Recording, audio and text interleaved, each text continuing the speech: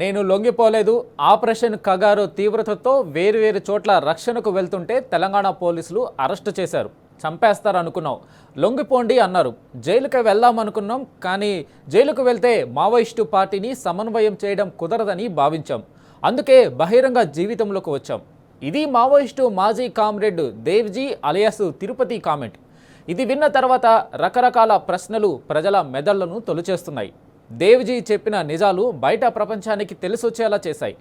ద్రోహులు ఎవరో, కోవర్టు ఎవరో తెలిసిపోయేలా చేశాయి. మరి మావోయిస్టు మాజీల ఐక్యత సాధ్యం అవుతుందా? దేవ్జీ వర్సెస్ మల్లోజుల ఇష్యూ తెగేంత వరకు వెళ్తుందా? అరణ్యం నుంచి జనారణ్యంలోకి వచ్చిన మావోయిస్టు అగ్రనేతల యాక్షన్ ప్లాన్ ఎలా ఉండబోతుంది? ఇదే ఇవాల్టి ట్రెండింగ్ నౌ.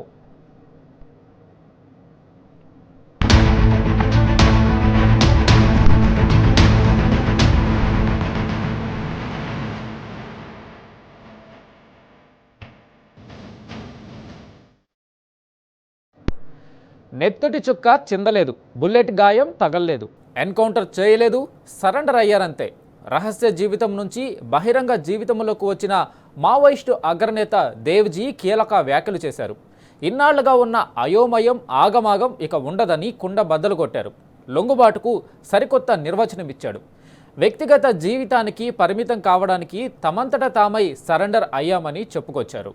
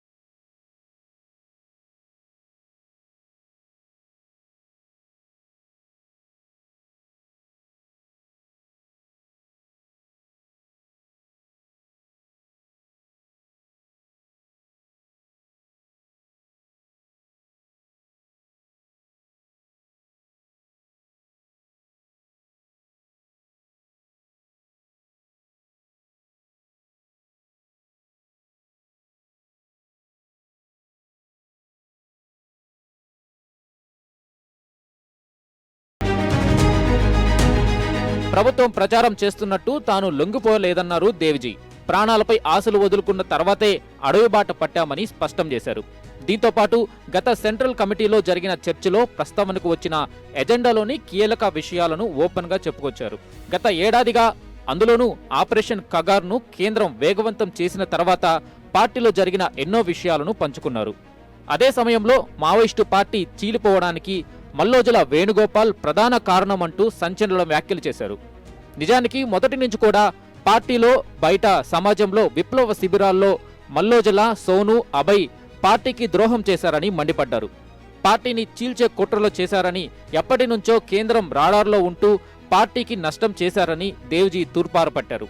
పార్టీపై చేసిన విమర్శలు, సిద్ధాంతంపై గుప్పించిన ఆరోపణలు, పార్టీ నుంచి మల్లోజుల బయటకు వచ్చిన తీరు, తర్వాత మిగతా కామ్రేడ్లను డీగ్రేడ్ చేస్తూ మాట్లాడిన విధానం, మానసికంగా కుంగిపోయేలా రాజ్యం నీడలో ఉంటూ మల్లోజుల చేసిన ప్రకటనలు, పిలుపులపై దేవ్జీ స్పష్టమైన సంకేతాలు ఇచ్చారు. దేవ్జీ వ్యాఖ్యల తర్వాత అది వాస్తవమేననే అభిప్రాయం మరింత బలపడుతుంది.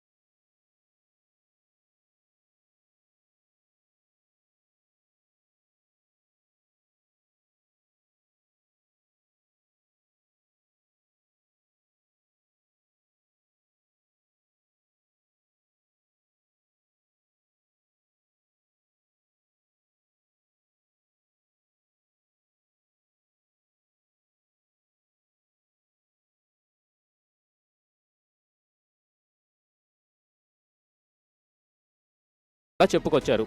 ఈ విషయంలో మావోయిజం కొంత వెనకబడి ఉందని, రాజ్యం చేస్తున్న తీవ్ర ఏకపక్ష యుద్ధాన్ని ప్రతిఘటించి ఎదిరించే క్రమంలో కొన్ని తప్పులు, లోపాలు జరిగాయన్నారు. అంతేకాదు పార్టీ విస్తరణలో అనుకున్నంత స్థాయిలో చేయలేదని దేవ్జీ తెలిపారు. అదే సమయంలో కేంద్ర, రాష్ట్ర ప్రభుత్వాలు కఠినంగా అమలు చేస్తున్న ఆపరేషన్ కగార్ మార్చి 31 లోపు ముగియదని స్పష్టం చేశారు. కేంద్రం చెబుతున్నట్టుగా మావోయిస్టు పార్టీ, మావోయిజం అంతమవ్వడం అంత ఈజీ కాదన్నారు. నిర్బంధం ఎక్కువైతే ఉద్యమం మరో రూపంలో పుట్టుకొస్తుందని చెప్పారు. మావోయిస్టు పార్టీని అంతం చేయడం సాధ్యం కాదన్న దేవ్జీ, అడవిలో అణచివేత పెరిగితే అర్బల్ నక్సల్ ఉద్యమం పుడుతుందని,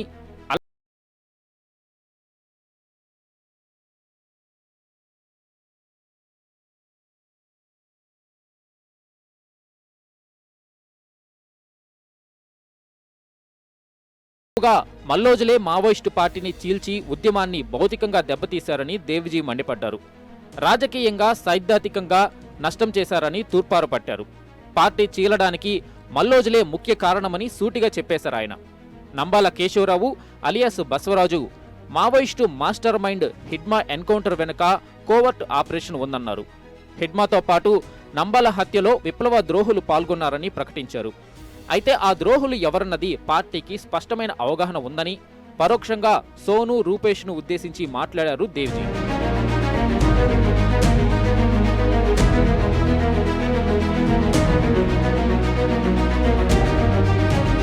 ఆయుధాలతో లొంగిపోవడమే కాకుండా మిగతా వారిని తుపాకులతో లొంగిపోవాలని పిలుపు ఇవ్వడం పైన దేవ్జీ స్పష్టమైన ప్రకటన చేశారు.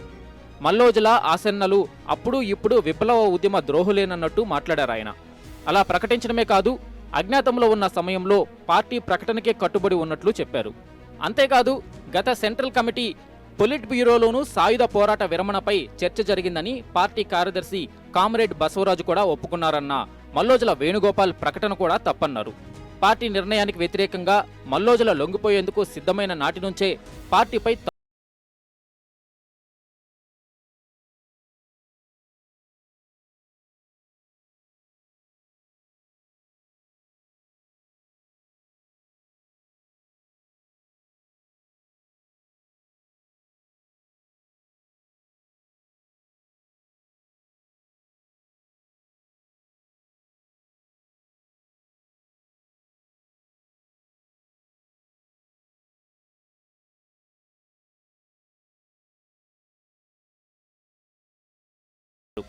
ఒకటి, తాము సరెండర్ కాలేదన్నారు. పార్టీ ఎత్తుగడలలో భాగంగా ఇతర ప్రాంతాలకు వెళ్లి తలదాచుకుందామని అనుకున్నామని చెప్పారు. అనుకూల సమయం. మావోయిస్టు పార్టీ గురించి దేవ్జీ చాలా క్లారిటీగా మాట్లాడారు. ఉద్యమం గురించి స్పష్టమైన అవగాహన ఉన్నట్టే వ్యాఖ్యానించారు. అయితే ఇక్కడ దేవ్జీ చెప్పిన విషయాలను బట్టి అర్థమైంది ఏంటంటే, మల్లోజుల అండ్ బ్యాచ్ ఉద్దేశపూర్వకంగానే మావోయిస్టు ఉద్యమానికి, పార్టీకి నష్టం చేసినట్లు అర్థమవుతుంది. అంతేకాదు పార్టీ అంతర్గత విషయాలు బయటపెట్టి పార్టీ కార్యక్రమాలు, పార్టీ నేతల ఆచరణలను ప్రభుత్వాలకు చేరవేసినట్లు అర్థమవుతుంది. నంబాల, హిడ్మా ఎన్కౌంటర్లో పరోక్షంగా లొంగిపోయిన అగ్రనేతలు ఉన్నారని దేవ్జీ చెప్పకనే చెప్పారు.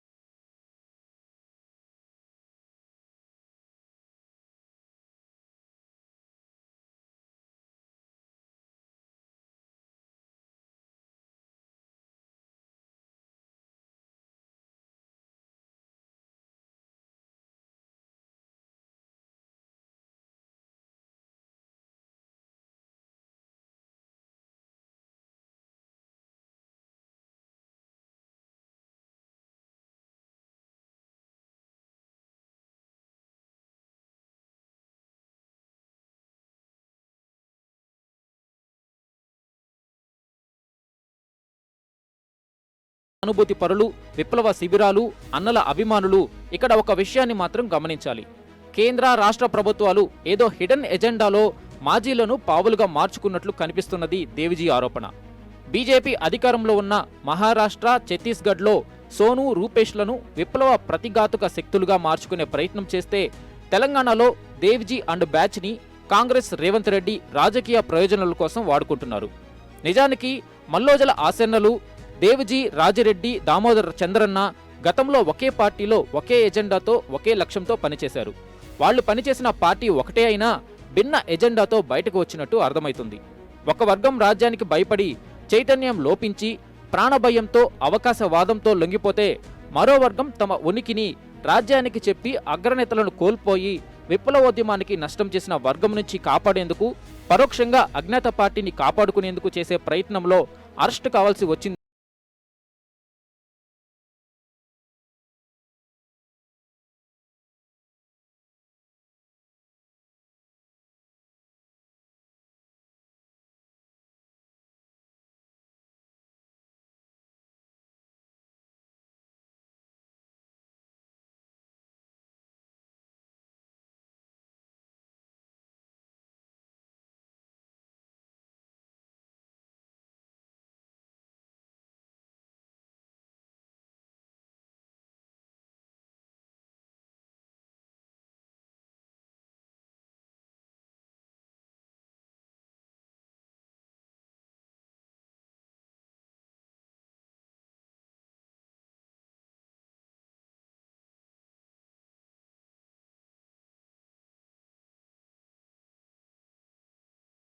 ఆలోచన విధానాలు ఇప్పుడు భిన్నంగా ఉన్నాయి. ఎంచుకున్న మార్గాలు కూడా విరుద్ధంగా ఉన్నాయని దేవిజీ మాటల్లో అర్థమవుతుంది.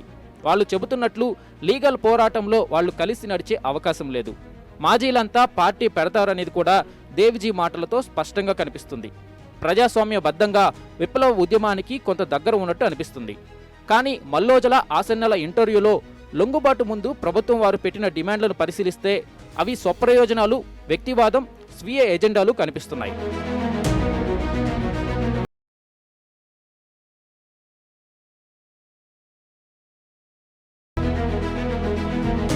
అదే సమయంలో దేవిజీ మరో కీలక అంశాన్ని ప్రస్తావించారు. తెలంగాణలో కేసీఆర్, రేవంత్ రెడ్డి పాలనపై సమీక్ష చేస్తామని చెప్పారు. అంటే రాష్ట్రంలో కాంగ్రెస్ లేదా బీఆర్ఎస్తో కలిసి పనిచేసే అవకాశాలు కనిపిస్తున్నాయి. కమ్యూనిస్టు పార్టీల గురించి ఇటు దేవిజీ గాని అటు మల్లోజల ఆసన్నలు తమ ఇంటర్వ్యూలో ప్రస్తావించకపోవడం అంటే దేశంలో కమ్యూనిస్టు పార్టీల పట్ల, వారు అనుసరిస్తున్న విధానాల పట్ల ఆసక్తిగా లేనట్టు తెలుస్తుంది. దేవిజీ బ్యాచ్ కాంగ్రెస్ లేదా బీఆర్ఎస్ పార్టీతో ఐక్య సంఘటన పోరాటాలు చేస్తే, మల్లోజల ఆసన్నలు బీజేపీతో కలిసి పనిచేసే అవకాశాలు ఉన్నట్లు అర్థమవుతుంది. దేశంలో బీజేపీ, మోడీ పాలన పట్ల మల్లోజల ఇప్పటికే సానుకూలత ప్రకటించారన్నది మర్చిపోవద్దు. ఏమైనా భవిష్యత్తు రాజకీయాలు, ప్రజా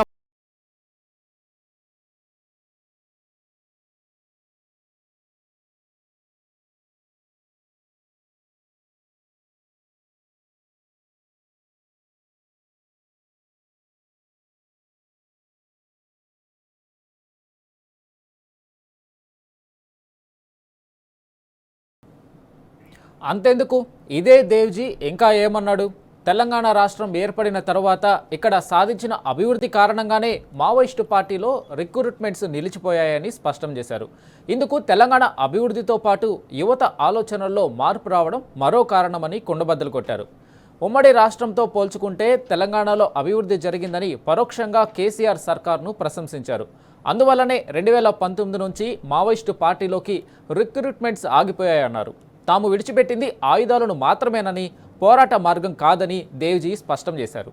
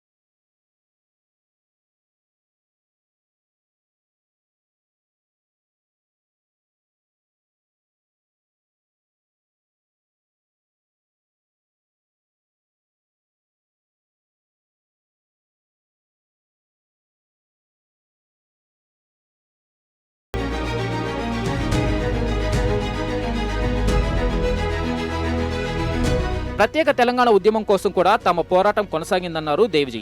మలిదశ ఉద్యమంలోనూ తమ పాత్ర ఉందన్నారు. అంతిమంగా రాజకీయంగా దానిని కేసీఆర్ ముందుకు తీసుకెళ్లారని, తద్వారా ఒక రాష్ట్రం ఏర్పడిందన్నారు. 2019 నుంచి తెలంగాణ నుంచి మావోయిస్టు పార్టీలో కొత్తగా రిక్రూట్మెంట్స్ లేవన్నారు. అందుకు ప్రధాన కారణం తెలంగాణ స్వరాష్ట్రంలో జరిగిన అభివృద్ధి ఒక ఎత్తైతే యువత ఆలోచనల్లో మార్పు రావడం మరో ఎత్తని చెప్పుకొచ్చారు.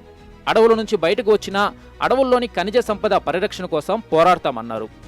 మావోయిస్టు పార్టీ చీలిపోవడానికి కారణమే సోను ఆసన్న అంటూ ఆరోపించిన దేవ్జీ, తాము వద్దని వారించినా వాళ్లు ప్రాణభీతితో శత్రువుతో చేతులు కలిపారన్నారు. ఆ తర్వాతే పార్టీలో వర్గాలొచ్చాయని, నియంత్రించలేని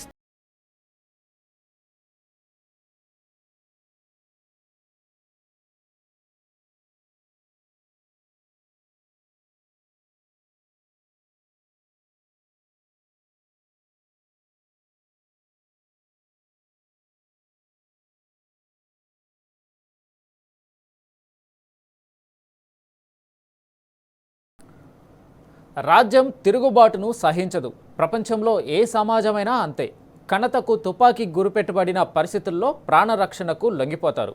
అది దేవిజీ అయినా మల్లోజుల అయినా ఎవరైనా సరే. కాకపోతే దేవిజీ కొన్ని నిజాలను కుండబద్దలు కొట్టారు. మల్లోజుల డిప్లొమాటిక్గా సమాధానం చెప్పారు. ఏమైనా మావోయిస్టు పార్టీ నుంచి బయటకు వచ్చిన ఇద్దరు అగ్రనేతలు వర్గాలుగా మారుతారా, క్యాంపులను ఇండైరెక్ట్గా పెంచి పోషిస్తారా, ఏమో కాలమే సమాధానం చెప్పాలి. అంతవరకు సమాజం చెవులు రిక్కించి వినాలి, కళ్ళు పెద్దవి చేసి చూడాలి, అంతే.